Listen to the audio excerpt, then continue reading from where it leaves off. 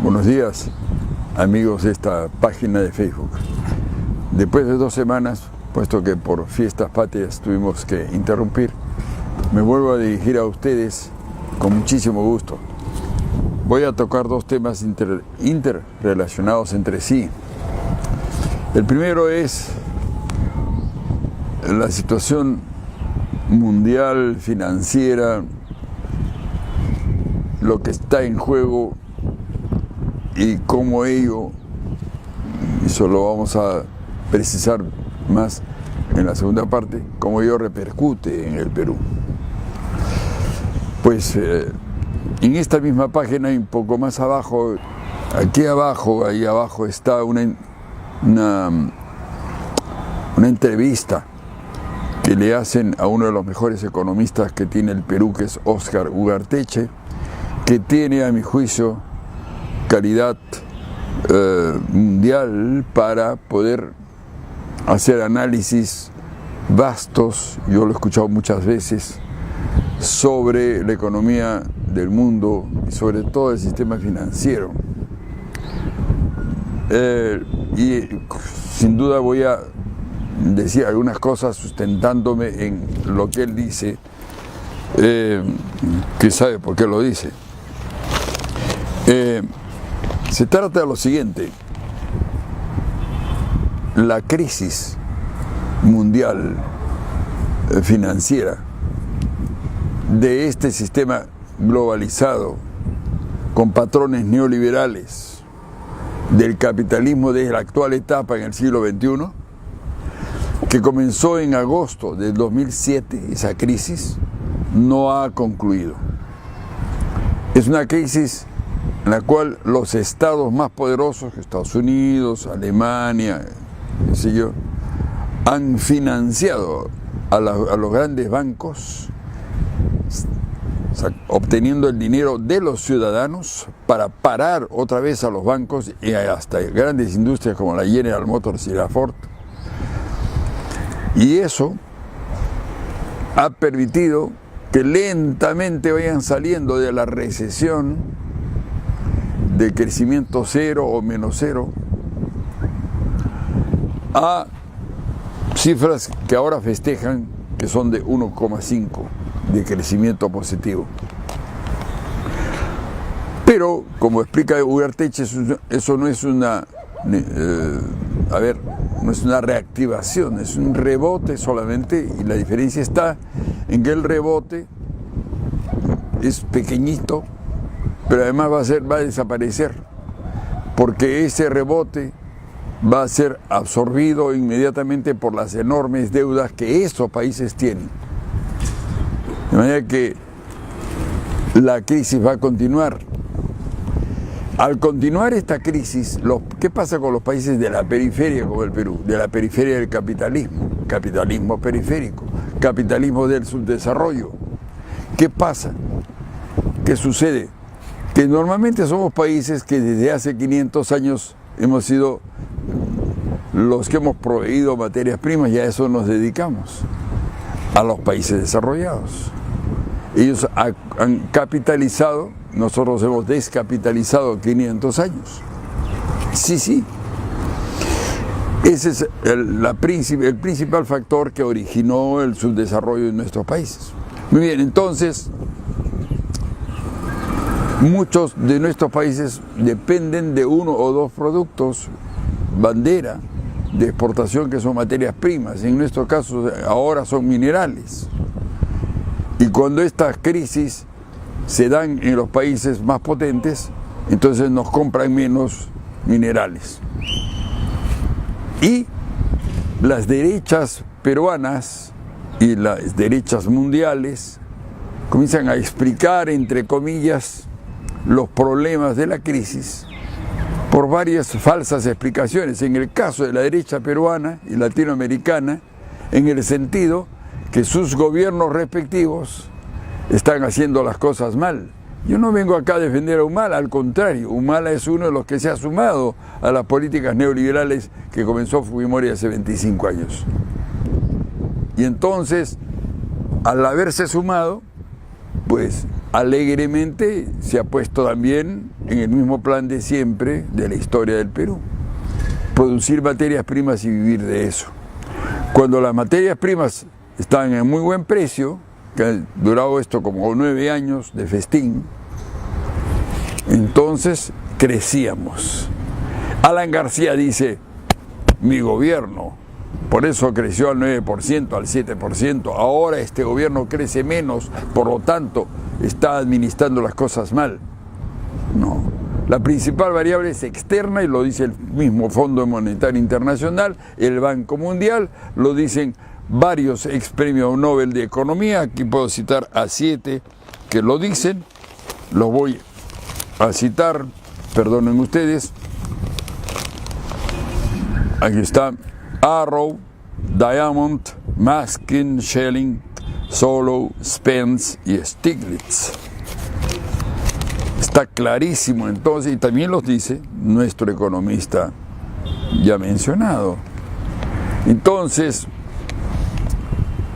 si es así, si la principal causa, la fundamental, es la caída de los precios de nuestras materias primas en un mercado que no puede comprarnos lo mismo que nos compraba antes, ¿qué hacen las derechas peruanas para justificar la implantación de este modelo neoliberal en el Perú desde hace 25 años?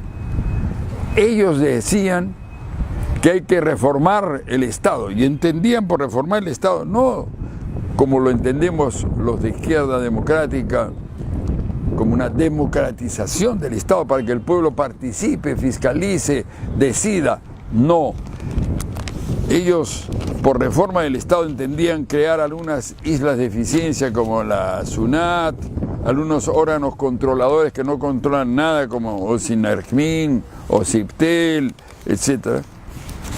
Y por reforma del Estado entendieron también privatizar la salud, privatizar la educación. Todo eso ya lo han hecho. Ya reformaron el Estado. Entonces, ahora, ¿qué cosa dicen?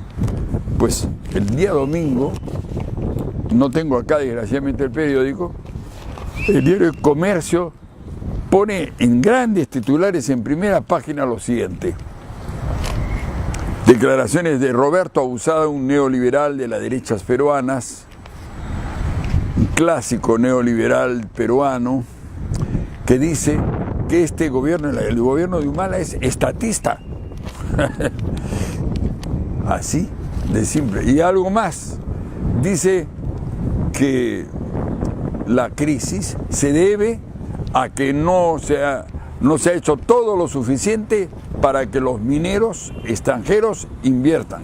Unos hablan de 67.000 millones de dólares que estarían esperando y haciendo cola para invertir en el Perú. Otros más prudentes dicen 30.000 millones de dólares que podrían ya invertirse en el Perú y no se invierten por el ruido político, por las protestas sociales que hay en el Perú. La verdad es que si escuchan atentamente a Óscar Ugarteche, pero también si leen atentamente a los premios Nobel que he citado, pues ahí podremos enterarnos con más detalle, como me he enterado yo, que realmente no invierten porque no les sale a cuenta, porque si invirtiesen, no tendrían a quién vender, por eso no invierten. De manera que tampoco son tontos, saben que el mercado está muy deprimido y que si invierten no van a poder recuperar su inversión como lo recuperaban antes, en un ratito, casi sin pagar impuestos, y el canon y el sobrecanon que le da la gana, es decir. Entonces, eso está diciendo, pero mientras tanto, también el actual primer ministro del Perú, Cateriano, ¿qué dice? Vuelve tía María, primera página de ayer domingo. Gobierno señala que trabaja para garantizar la ejecución de proyectos mineros. Ese es el tema. Ese es el tema. ¿Cómo salir de la crisis en el Perú con mayor inversión minera? No se les ocurre otra cosa. porque es lo único que tenemos para vender y porque es lo único que hemos hecho. Cuando, claro, Fujimori terminó de destruir la industria que tenía el Perú, y entonces ahora solo vive de eso el Perú. Y entonces Cateriano se está refiriendo indirectamente a que la pausa que se otorgó hace 2 meses a Tía María, en que el gobierno se lavó las manos, ¿para qué fue empleada? Para que todos los días la SAODEN pase avisos pagados en televisión diciendo que le va muy bien, que es una gran empresa, que no contamina, etc. Pero a la vez no han habido de la otra parte las mismas libertades ni las mismas posibilidades para que otras personas indiquen democráticamente por qué eso no es cierto. Solamente propaganda unilateral de la SAODEN, para los limeños sobre todo, para que cambien las encuestas, porque ya en un 70% la gente estaba en desacuerdo con ese proyecto de Tía María. Pero ahora, ya ablandada la opinión pública, entonces el premier dice, ahora vuelve Tía María. Y vienen todas las inversiones mineras. Bueno, Tía María ya está metida, pero las otras no quieren venir. Una mentira más. Pero esto se hace para las tribunas de la derecha, para que la derecha no siga atacando, porque le viene diciendo al gobierno que es hasta estatista y que por culpa de no reprimir más, de no matar más gente campesina que protesta porque le contamina la tierra, por eso el Perú está mal. Háganme el favor. Mientras tanto, con la ley del paquetazo ambiental, el gobierno perdonó 30 millones, acá está, 30 millones a 49 empresas mineras. Nueva señal. Este dinero fueron multas impuestas por la OEFA, Oficina de Naciones Unidas para el Medio Ambiente, a empresas como Yanacocha, la Shugan de los chinos, sí, de la República Popular China, la Doiran, etc. Entonces le perdonó 30 millones a más de 15 empresas mineras como una buena señal, con una buena voluntad de este gobierno de llevarse bien. Pero ¿qué cosa dice la UEFA en relación a esto? Ese dinero nos haría falta para fiscalizar mejor y controlar mejor cómo van funcionando las minas en el Perú, si cómo van contaminando o no. O sea, le han recortado a Naciones Unidas la posibilidad realmente de ver cómo contaminan las minas peruanas. Ahí estamos. Ese es el tema. Y ese es el tema central, a mi juicio, que está en juego en estas próximas elecciones de 2016. Por un lado va a estar Kuczynski, Alan García y Keiko Fujimori haciendo carreritas para ver quién le regala más minas a los extranjeros. ¿Cuál de los tres? Y por otro lado, solo queda, porque solo se está moviendo, el Frente Amplio.